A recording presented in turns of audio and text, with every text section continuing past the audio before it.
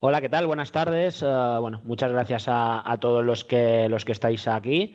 Muchas gracias, por supuesto, a FX Street por esta oportunidad de estar de nuevo en windowbolsa.com con todos vosotros. Este webinar, como habéis podido ver, tratará única y exclusivamente sobre fondos de inversión. A ver, no sé si es el producto que más os puede interesar. En una página de Forex, supongo que hay mucho interesado en tema más de tema de formación, pues en Forex, análisis técnico, etcétera. Pero yo os digo una cosa. Yo, por ejemplo, uso los fondos de inversión para mi ahorro a largo plazo. ¿Vale? Veréis que es una de las estrategias, independientemente que tengáis un dinero para hacer vuestro trading, vuestro day trading, vuestro swing trading o la herramienta que uséis, no descartéis nunca el fondo de inversión cara a ahorro a largo plazo o cara a ahorro, pues, por ejemplo, de vuestra familia, ¿vale? A la que no queráis, pues vosotros pues, gestionarle su cartera. Por lo tanto, vamos a ver un poquito cómo funcionan, las ventajas y desventajas que tienen, vemos algún ejemplo y cualquier cosa que tengáis, cualquier pregunta, cualquier cosa que no entendáis, cualquier cosa que queráis saber y que yo no comente, encantado de intentar ayudaros, ¿vale? Así no es tan mi sermón, sino que si es un poquito interactivo, yo voy leyendo las preguntas y así pues nos vamos, bueno, pues vamos contestando un poquito a todos, ¿vale? Bueno, pues vamos a empezar ya con la presentación. Lo primero, bueno, concepto teórico, que es un fondo de inversión. Bueno, son instituciones de inversión colectivas configuradas como patrimonios separados, esto es importante, es decir, cada uno tiene su porcentaje, sin personalidad jurídica, pertenecientes a una pluralidad de inversores, ¿vale? Tiene que haber un mínimo de partícipes, eso está claro, cuya gestión y representación corresponde a una sociedad gestora.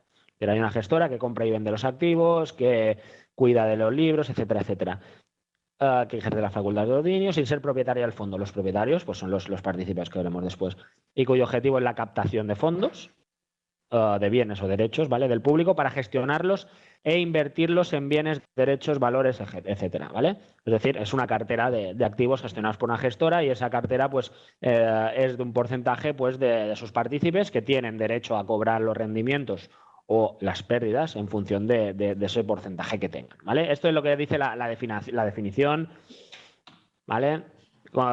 ¿Qué es el patrimonio del fondo? Pues son los activos menos los gastos periodificados. Es decir, son esta cartera de valores, de deuda, de lo que sea que tiene, menos la comisión de gestión que tenga, menos la gestión de depositaria, menos la comisión por cada vez que compra o vende un activo, cada vez que tiene que pagar un impuesto, etcétera, ¿vale? Esto es el patrimonio. Las participaciones pues son las partes alícuotas del patrimonio del fondo, igual que de una empresa las acciones son las partes alícuotas del patrimonio de la empresa, pues en fondos de inversión se llama participaciones. Entonces cada inversor tiene un porcentaje. Seguimos.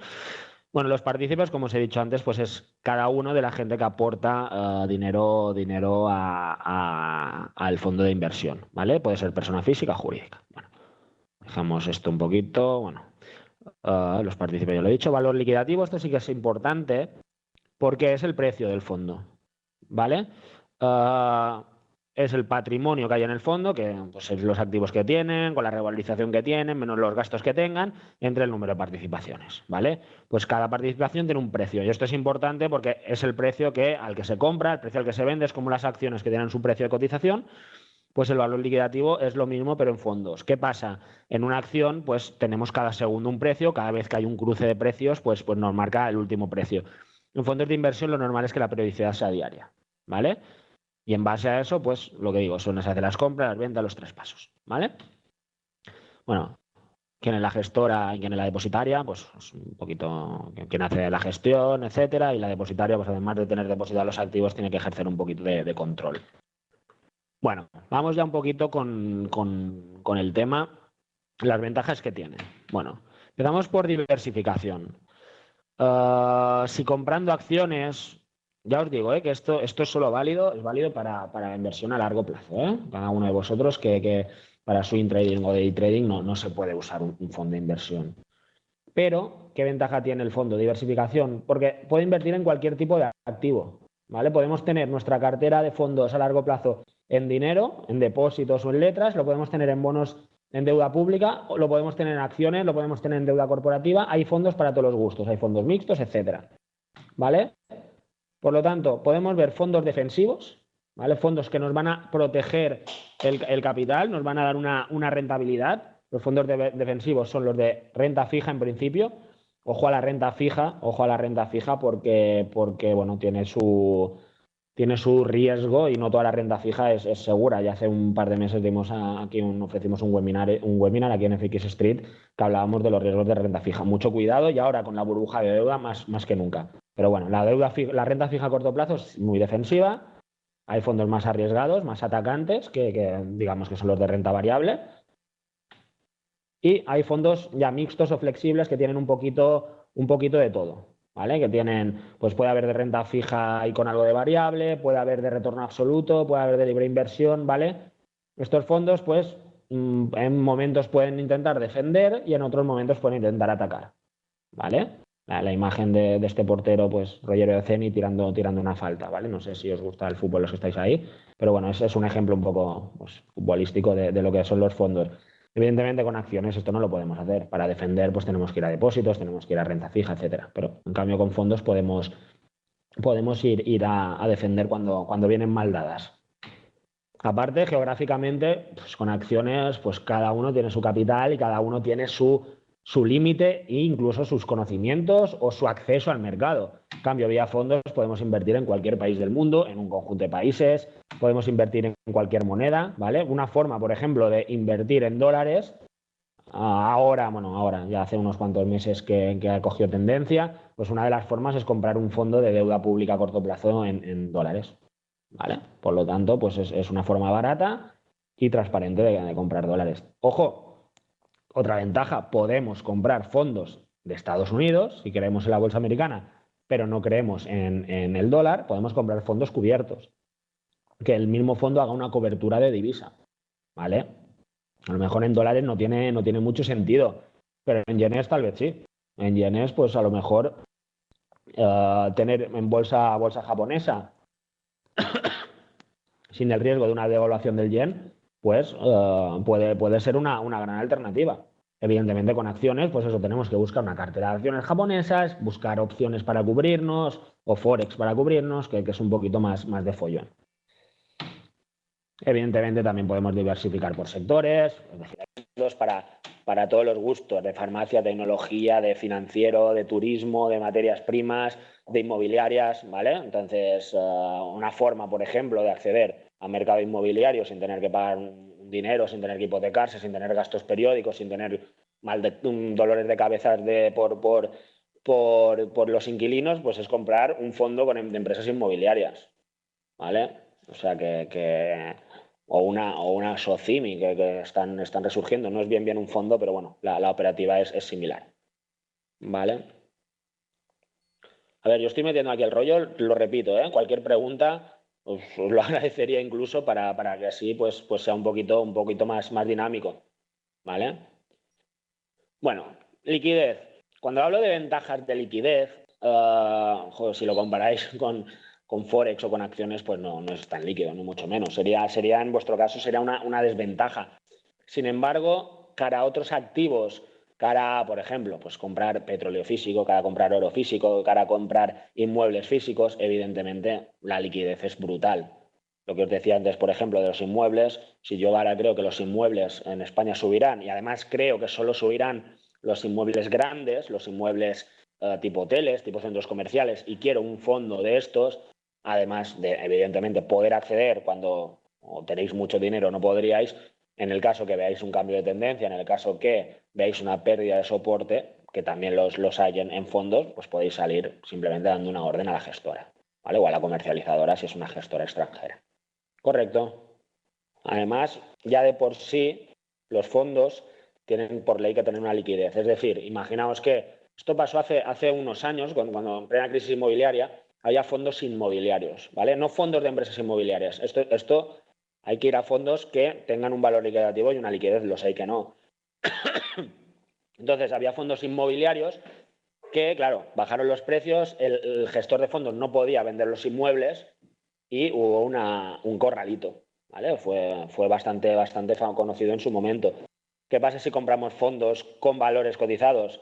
Primero que si el mercado está abierto siempre podremos vender, porque además por tema de diversificación un fondo no puede comprar un porcentaje más de un determinado porcentaje de un activo. Por lo tanto, en caso de una suspensión de negociación, en caso de una liquidación, pues evidentemente bajaría el valor liquidativo del fondo, pero me tendrían que dar mi dinero, ¿vale? Y además de esto, pues por ley tienen que tener una liquidez, no pueden estar 100% invertidos, ¿vale? La liquidez la verdad es que no es grande, pero bueno, da cierta tranquilidad en caso de pues, reembolsos masivos del fondo o rescates.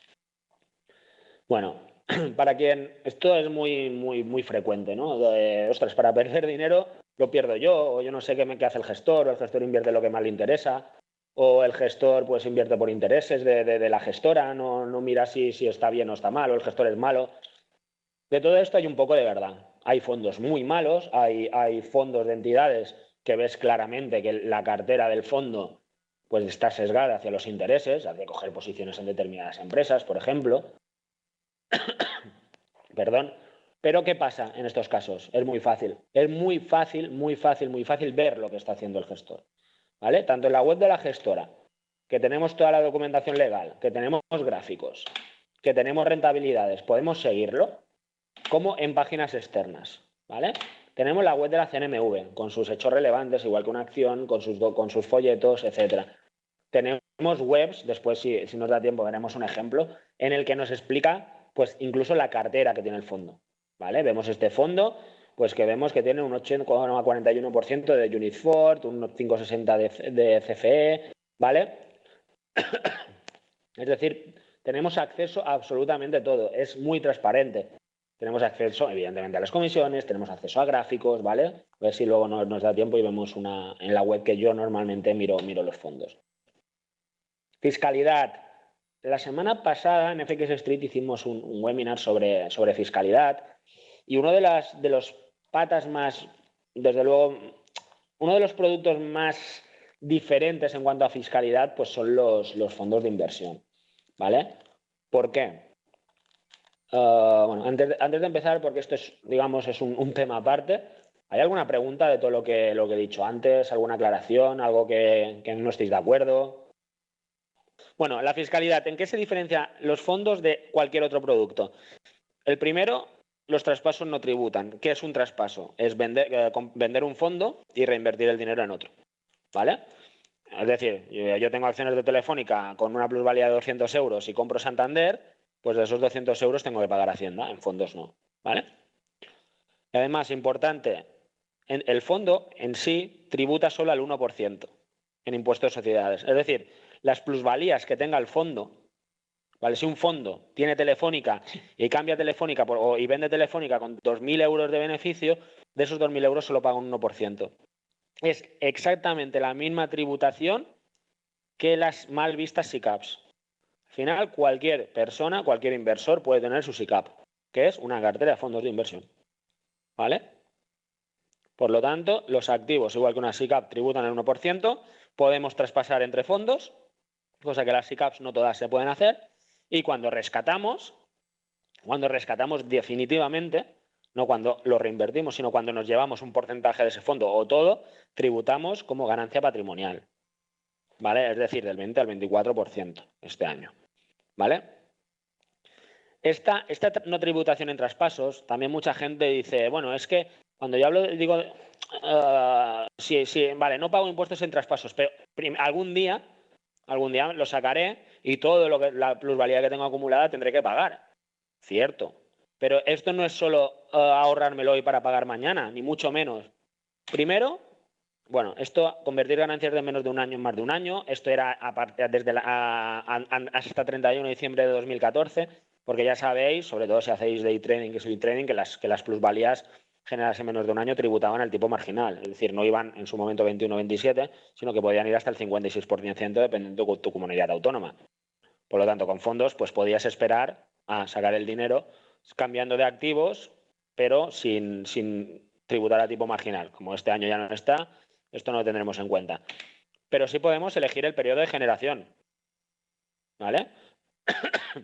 Si yo, imaginaos que en 2011 tuve pérdidas, ¿vale? Pérdidas que sabéis que podéis compensaros durante los 4 ejercicios siguientes. Y este año, pues llega diciembre y tampoco he hecho muchas plusvalías. Las plusvalías que tengo no me compensan las pérdidas que tenía en 2011. Las pérdidas de 2011, este es el último año para compensar, ¿eh? ¿Lo entendéis esto? Por lo tanto, puedo coger, y si tengo un fondo en plusvalías, puedo coger y venderlo y además comprarlo inmediatamente después. ¿Lo entendéis esto?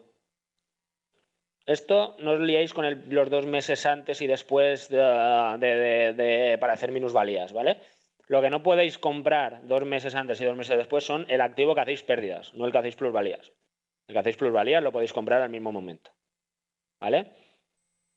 O sea, esto es importante. Igual que si tenéis pérdidas, puedo decir, ostras, yo este fondo no me gusta, pero es que si hago pérdidas, este año pues no me las podré compensar porque no he hecho suficientes plusvalías.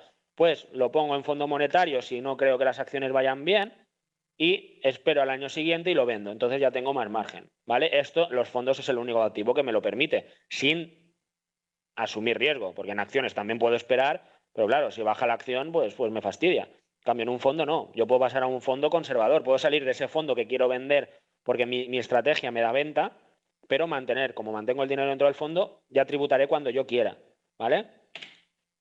Además, podemos prorrogar tributación a años ventajosos. Pues este año tributamos del 20 al 24, el año que viene tributamos del 19 al 23. Imaginaos ya el año pasado, que era mucho más alto, sobre todo para ganancias de menos de un año. ¿Vale? Esto lo podemos hacer sin asumir riesgo en acciones para mantener, para posponer la tributación, tenemos que asumir el riesgo de la acción. O bien, pues se pueden hacer coberturas en determinados valores, pero tampoco en todos. Intentad hacer una cobertura en Bankia, por ejemplo, y no podréis, porque no va a haber opciones ni futuros para ponerse corto de Bankia. Y si los hay, pues estará muy limitado. Y además, hay una exención para las personas mayores de 65 años, a partir de este año, toda la ganancia que tengan, si la rescatan a partir de los 65 años y la reinvierten a través de una renta vitalicia, no pagan impuestos. Por lo tanto, imagínate yo que tengo 35 años hoy y estoy ahorrando pues a largo plazo, que es verdad. Aparte de mi operativa, pues ahorro a largo plazo, tanto cada mes, si tengo un extra, pues lo meto a largo plazo, etcétera. Los beneficios de las acciones, yo qué sé, 1000 cosas que puedo llegar a hacer. ¿Qué pasa si yo eso lo tengo ahorrado para mi jubilación? Que encima, si la normativa no cambia, a los 65 años podré cobrar una renta vitalicia sin pagar un céntimo. ¿Vale? O sea que no es una simple reinversión. Aparte, y esto pues no le pongo porque queda un poco macabro, pues a lo mejor no creo que, o al menos intentaremos no morirnos justo el último día que agotemos nuestros ahorros. ¿Vale? Por lo tanto, es posible que, pues, es ley de vida, pues podamos fallecer y todavía tener ahorros. Y pues no hemos tributado nunca. Y encima nuestros herederos tributarán a un tipo ridículo, que es el de sucesiones, si son hijos. ¿Vale? O sea que no es una simple reinversión de lo que no pago ya lo pagaré mañana, no. Pero hay más. Hay esta capitalización del ahorro impositivo. Y esto, pues para no comeros la cabeza, lo voy a hacer con un ejemplo. Porque la verdad es que tampoco lo sé explicar muy bien. Bueno, la explicación es que todo ese ahorro fiscal, todo eso que no pagáis Hacienda, al estar dentro del fondo, si el fondo va bien, pues genera también beneficio. ¿Vale? Esto es la capitalización. Entonces lo vamos a ver con un ejemplo. Tenemos una persona que compra 50.000 acciones de Telefónica, ¿vale? Este día, 30 de junio de 2014. Las vende como intereses compuestos, me preguntan. Sí. Es decir, el fondo ya de por sí tiene intereses compuestos, entre comillas lo de intereses compuestos, pero por ejemplo el dividendo que cobra las acciones del fondo es compuesto, se queda reinvertido dentro del fondo, pero también el ahorro fiscal. Es algo muy parecido a los intereses compuestos. El ejemplo es válido, Chema. Gracias. Y esto al final tiene repercusión o no. El ejemplo es este. 50.000 euros de acciones, ¿vale? Las vendemos con un 20% de revalorización un año, y puse un año y un día por si había el coste este de más o menos de un año. Con el resultado neto, descontado impuestos, compra acciones de BNP y las vende pues un año después, ¿vale? En cambio, otra persona también compra 50.000 euros en participaciones de un fondo de telecomunicaciones, aquí ya he puesto telecomunicaciones y Telefónica, y lo traspasa a un fondo de bancos europeos el mismo día y que también obtiene un 20%, ¿vale? Y después de esa operativa de BNP sí que lo vende, ¿vale? Con la misma revalorización que el otro, ¿vale? Aquí ya no lo reinvierte. Es decir, hay una operación intermedia. Solo una, ¿eh? Vamos a ver el ejemplo. ¿Qué paga de impuestos la persona A?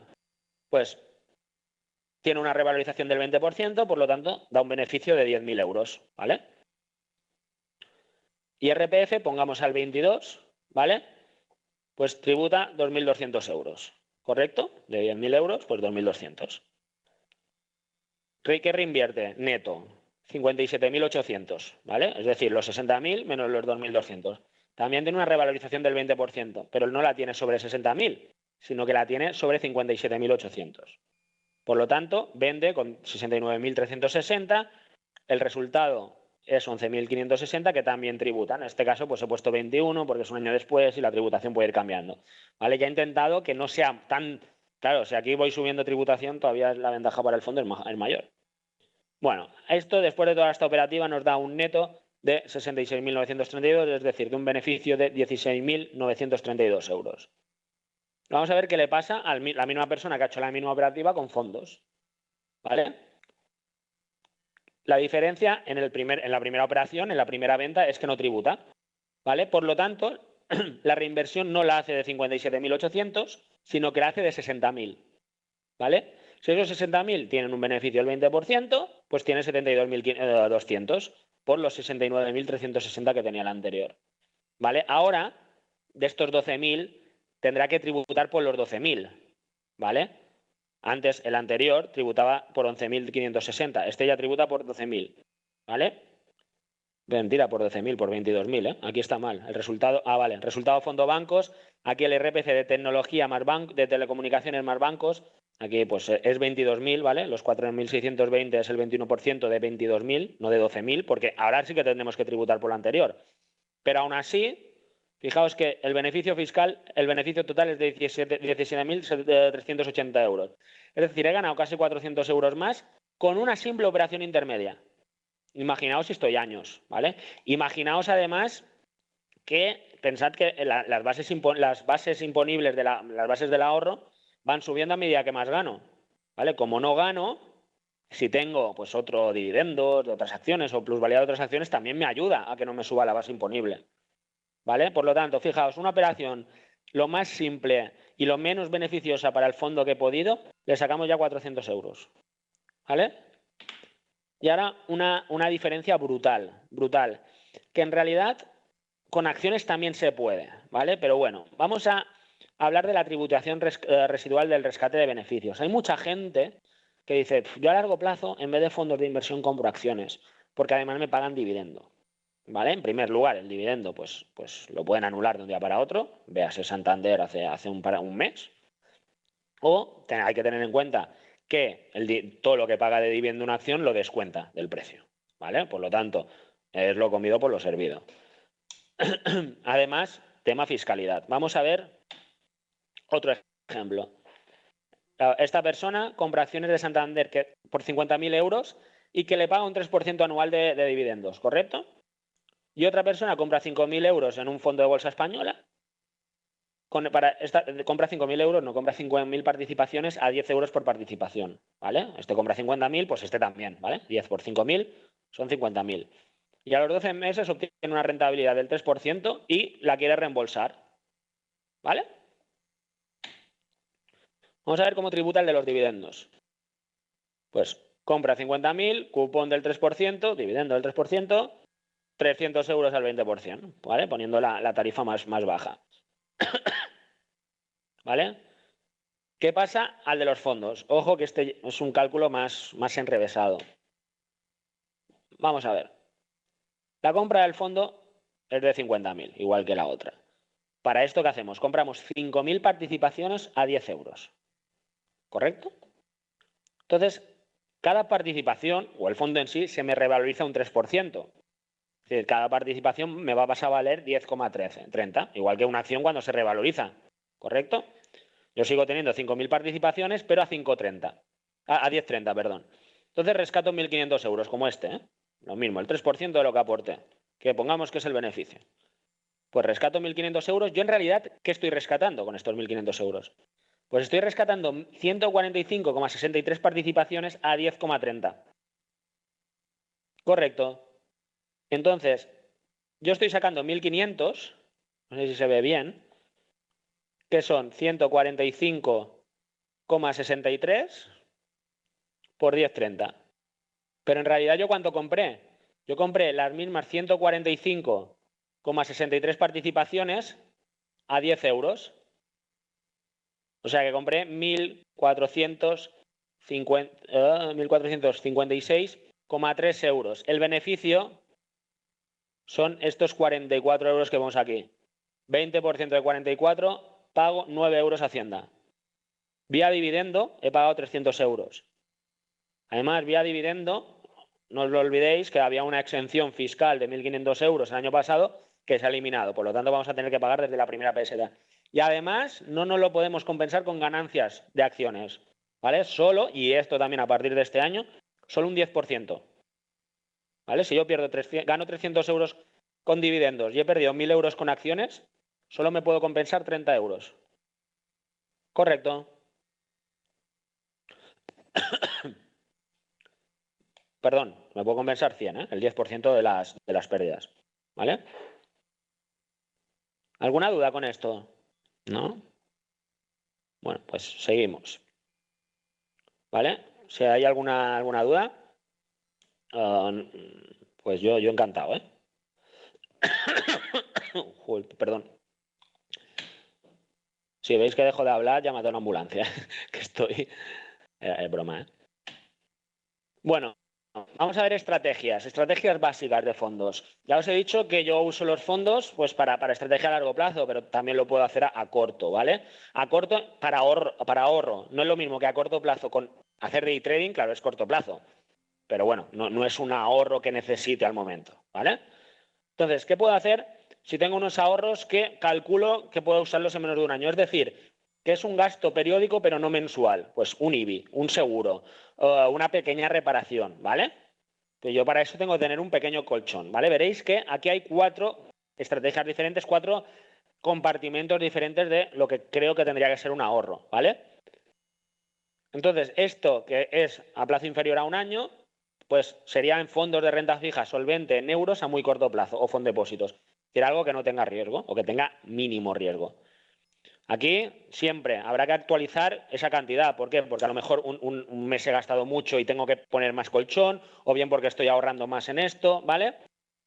Y también, ¿esto cómo lo puedo sustituir? Pues por depósitos, pues penalizados fiscalmente y que ahora remuneran poco, con compra de deuda pública a muy corto plazo que prácticamente no paga y también son penalizadas fiscalmente. ¿Vale? Segundo cajón, pues ya estaríamos hablando de un plazo entre 1 o 3 años. O sea, esto ya son pues imprevistos más serios. Pues una reparación importante, un viaje, ¿vale?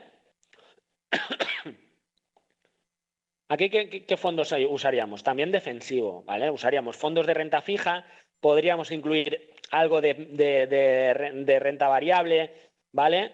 Pero poquito, o fondos de retorno absoluto, ¿vale?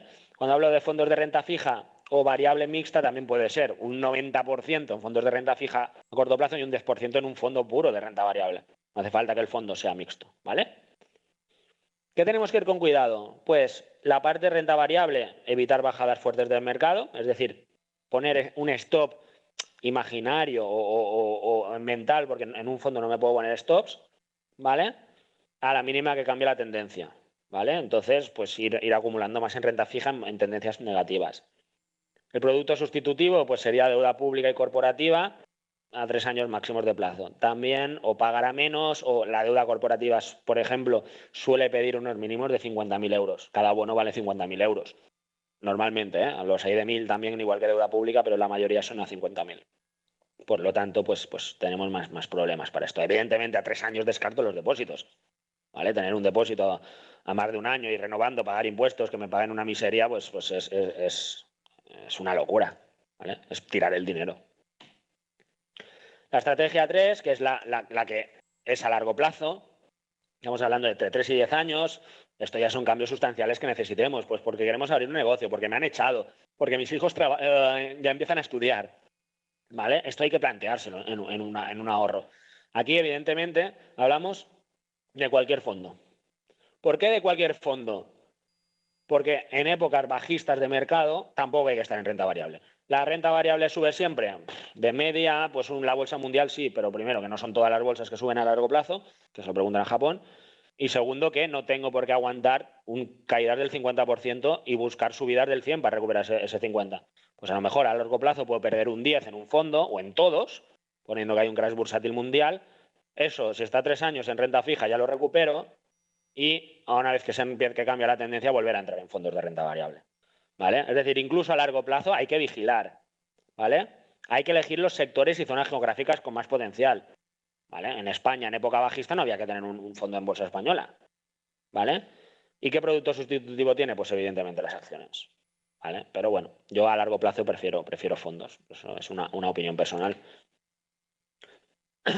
Bueno, y ya más de 10 años, ya estoy hablando de la jubilación, tanto la legal como si queréis dejar de trabajar a los 55 y tenéis ahorros suficientes, pues mejor para vosotros, ¿no? Volvemos a hablar de cualquier fondo. Aquí ese cambio de tendencia siempre tenemos que dejar un poco más de margen. Al ser más largo plazo, pues podemos permitirnos caídas más fuertes. Ese stop lo podemos tener un poquito más alejado. Aquí está bien hacer aportaciones periódicas, yo os lo aconsejo, ¿vale? Y de nuevo, pues elegir los sectores o zonas geográficas con mayor potencial, ¿vale? Y siempre atentos a cambios de tendencia. ¿Qué producto sustitutivo? También hay las acciones, ya que ya podrían entrar planes de pensiones o PIAs. Correcto, los 4 estrategias que se pueden desarrollar con fondos, que yo creo que es el único producto que se pueden hacer las 4. ¿Vale? Además, todo fiscalmente muy óptimo, muy diversificado, ¿vale? Vamos a ver, porque quedan 10 minutitos. Si acaso lo que voy a hacer es, os voy a explicar qué es un PIA. Perdón. Es un ahorro en forma de seguro que tienes que hacer aportaciones anuales y bueno, esa inversión, antes pues algo similar a PIAs antes eran los Unit Link, ¿vale? O ahora, que todavía los hay. Entonces, el seguro de ahorro invierte tu dinero, pues hay PIAs más arriesgados que otros, y después a la hora de rescatarlo tiene ciertas bonificaciones fiscales. Claro, con el tema del ahorro de la exención de impuestos a los 65 años, yo creo que un PIA pierde todo sentido ya, porque la única ventaja que tenía el PIA era que tenía una exención importante de impuestos a la hora de rescatar. ¿Vale? Pegas que tenía, pues que al ser un producto de seguro, pues es un poco opaco, no sabemos qué comisiones pagamos, no sabemos realmente en qué está invertido, ¿vale? Te lo dicen, pero bueno, queda un poquito opaco. No sé si lo puedo sacar en 2 años o 3, ¿vale? Bueno, aquí me gustaría luego enseñaros la web que yo uso, ¿vale? Pero bueno, si acaso os la pondré por si no me da tiempo, me gustaría explicaros los ETFs. Es morningstar.es. Es que escribir con el ratón va muy mal. Vale, .es creo, no .com. ¿Vale? Aquí podéis ver todo. Podéis ver gráficos. ¿Dónde está? Bueno, aquí hay un menú que a lo mejor lo he cortado en el pantallazo. Podéis ver gráficos, podéis ver datos generales, podéis ver comisión, podéis ver categorías, podéis ver la cartera, muy importante. Cartera, podéis ver rentabilidades. Con rentabilidades pues podemos ver cómo se comportan en años buenos, en años malos, etcétera, etcétera. Lo podemos comparar con un índice de referencia, ¿vale? Bueno, a ver si da tiempo y al menos un poquito puedo enseñar. ETFs. ETFs es un híbrido entre fondos y acciones, ¿vale? Realmente es un fondo, es una institución de inversión colectiva, ¿vale? Es un fondo, está regulado evidentemente, las participaciones son nominativas, tienen bajas comisiones de gestión, bueno, evidentemente. ¿Por qué? Porque es una gestión pasiva. Macho, si un fondo de gestión pasiva me cobra un 2% de comisión de gestión, tela. Porque al final lo que hace es, si el IBEX tiene un 6% de Santander, un 5% de Telefónica, un 5% de Inditex, un 0,1% de Gamesa, pues me lo invento, pues el ETF, un ETF del IBEX, lo que va a hacer es replicar esto. ¿Vale? Es decir, es como un fondo de gestión pasiva. ¿Con qué salvedades? Tiene la liquidez intradiaria, es decir, se puede comprar y vender en el mismo día varias veces. Se pueden poner, por ejemplo, stops, se pueden poner órdenes limitadas, ¿vale? Se pueden poner brackets, ¿correcto? Tiene liquidez asegurada. Esto hay un creador de mercado, un market maker, ¿vale? Igual que en Forex, ¿vale? ¿Por qué? porque a lo mejor hay 10 fondos de bolsa española, de ETFs de bolsa española, de IBEX, y no todo el mundo pues no tiene una liquidez real, no tienen un volumen como para que funcione por oferta y demanda. Es decir, que tiene que haber el creador de mercado, que es el emisor, ahí está como emisor, pues hay el BBV, hay Lixor, hay iShares, hay ProShares, ¿vale? Hay BNP. Entonces, el creador de mercado es el que en base a la cotización del índice de referencia, pues da un precio de compra y un precio de venta. Ojo, porque también hay una horquilla, ¿vale? La operativa en mercado, si es bolsa española, pues es de 9 a 5 y media y 5, como todas las acciones de bolsa española. Precio conocido en todo momento, cotiza, ¿vale? Cotiza, lo podéis ver en vuestro, yo qué sé, vuestra plataforma de broker o en la plataforma profesional que uséis. Pueden distribuir dividendos, ¿vale? Ojo, porque tributamos. Y simplemente la contratación se hace a través de una cuenta de valores. Vosotros vais a vuestra sociedad de valores, a vuestro banco, a donde vayáis, y abrís una cuenta de valores y podéis comprar ETF del Nikkei, ETF de bonos del Tesoro, ETF de sector financiero europeo, ETF del Nasdaq. Correcto.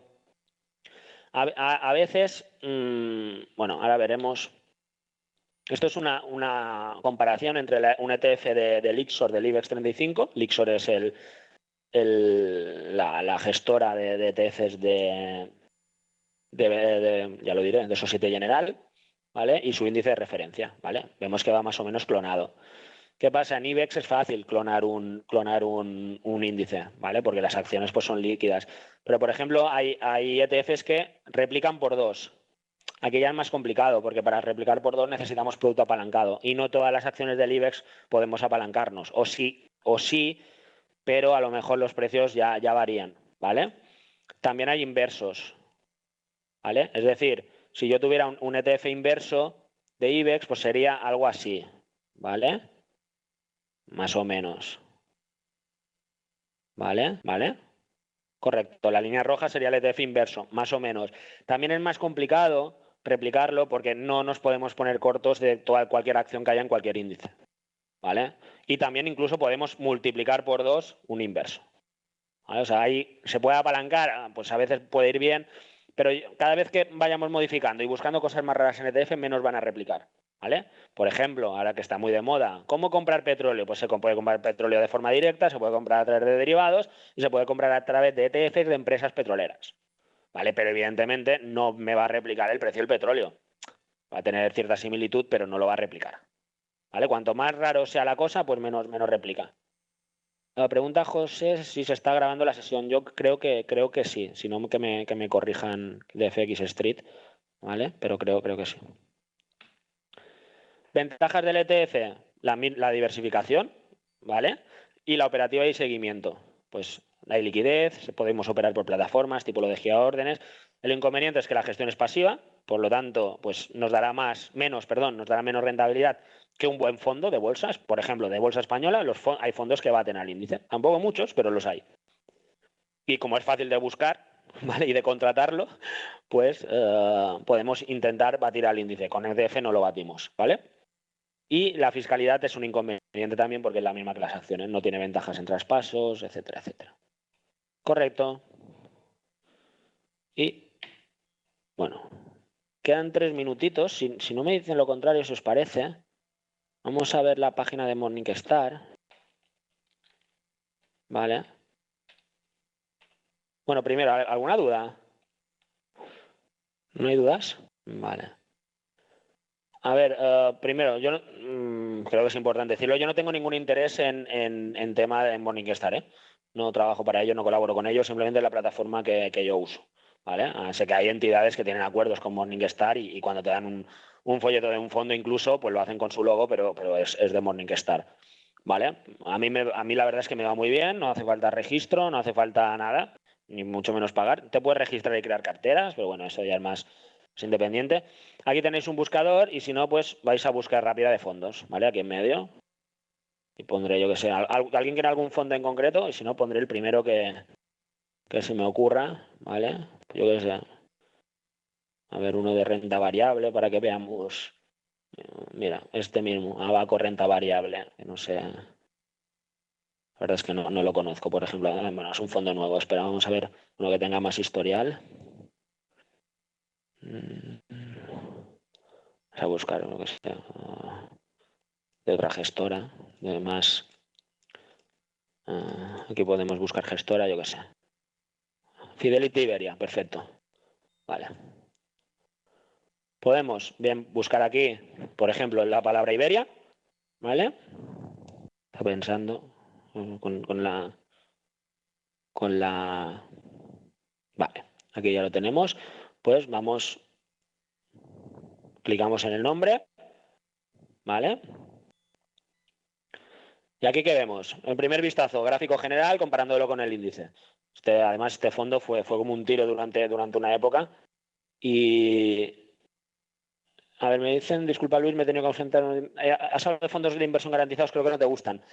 Sí, no he hablado y no me gustan. No me gustan, porque al final es una cartera de renta fija a largo plazo que da una rentabilidad y por el simple hecho ese pues te cobran gestiones bastante altas y encima no es verdad que esté garantizado. Si la renta fija con la que entre comillas garantiza tiene una quita, también no te va a pagar, ¿vale? Lo digo rápido. Esto si un día pues nos preguntáis o cualquier cosa sobre fondos garantizados, directamente lo desrecomiendo, una palabra que supongo que no está bien dicha, pero bueno. Es decir, es como un fondo de renta fija, es como un fondo de renta fija pero con barreras y con comisiones, ¿vale? No tiene diferencia, ¿vale? No es verdad que esté garantizado, sí. Bueno. Bueno, a primera vista, el gráfico comparando con su índice, pues cosas importantes, pues vamos a ver rentabilidades, ¿vale? Aparte hay análisis propios de Morningstar, que eso pues ya cada uno si le gusta o no le gusta. Vemos aquí rentabilidades anuales comparadas con su índice de referencia, con los de su categoría, ¿vale? Aquí lo tenemos por días, semanas, es decir, tenemos mucha información incluso por trimestres, ¿vale? O sea, tenemos información de cómo ha evolucionado en momentos malos, en momentos buenos. Correcto, ¿vale? Y a mí me gusta mucho el tema de gráfico. No es un gráfico como el que podáis tener en una plataforma profesional, pero oye, hasta puedo marcarme mis soportes y mis resistencias, ¿vale? Bueno, marcarme, no las puedo guardar en el gráfico, pero bueno, las puedo más o menos ver. Esto es un gráfico a 3 años, ¿vale? Fijaos como aquí, en su momento, pues era una bomba este fondo, pero bueno, después empezó a caer, incluso cayó más que lo que es el mercado, ¿vale? Aquí también tenía bolsa portuguesa, ¿vale? Invierto un poquito en bolsa portuguesa y sé que tenía acciones del Espíritu Santo. Sé que creo, si no recuerdo mal, por un informe que mandaron de Fidelity tenía también eDreams, ¿vale? En el momento que cayó. Por lo tanto, aquí esta separación que tenía sobre el índice de referencia aquí se comportó peor. Y ahora pues vuelve un poco a su ritmo de ser un mejor fondo que lo que hace la bolsa española. ¿Vale? Podemos ver cartera. ¿Vale? Aquí un poquito análisis fundamental de lo que es la cartera, tipo de acciones que tiene, ¿vale? Aquí si fuera mixto pues tendría parte de obligaciones, parte de efectivo. Si fuera de renta fija nos pondría el vencimiento de la deuda, importante. En épocas como la actual no es recomendable tener deuda más de 3, 5 años, 3 o 5 a lo mucho. Entonces aquí si hubiera renta fija nos saldría las emisiones de deuda, qué tanto por ciento tiene de 1 a 3 años, qué tanto por ciento tiene de 3 a 5, etcétera, etcétera. ¿Vale? Nos dice cómo está distribuido geográficamente, ¿vale? Tiene un 90,5 en zona euro, que es España y Portugal. También tiene un 8 y pico en Reino Unido, ¿vale? El fondo tiene que tener un mínimo un 90% en Portugal y España. Siempre los fondos pueden tener un poquito en otro lado. Y seguramente estas acciones que tengan Reino Unido tendrán algún interés en España, ¿vale? O en Portugal. Aquí nos dice por sectores, cómo está invertido por sectores. Aquí nos enseña las 10 primeras posiciones, ¿vale? Y nos dice que en esas 10 primeras posiciones, pues casi que vemos el 47% del fondo. Tiene 51 acciones en posiciones en el fondo y las 10 primeras representan el 47,2. Por lo que más tienes es Amadeus, después tiene Inditex, Grifols, Endesa, Banco Sabadell, CaixaBank, Imperial Tobacco, que es parte de lo que tiene en Reino Unido, tiene Popular, tiene Mapfre y tiene Colonial en las 10 primeras posiciones. Vemos que en el resto, vale que hay 41 acción más, pero fijaos que pesarán ya menos del 2,5%. ¿Vale? Pues nada, me he pasado nada, 2 minutitos, 2 minutitos del tiempo, creo que es aceptable. Lo dicho, espero muchísimas gracias a todos los que habéis estado. Muchísimas gracias a FX Street por invitar a windowbolsa.com una vez más. Me tenéis a vuestra disposición y bueno, encantado de volver volver otro día. Muchísimas gracias por todo y nos vemos en la próxima.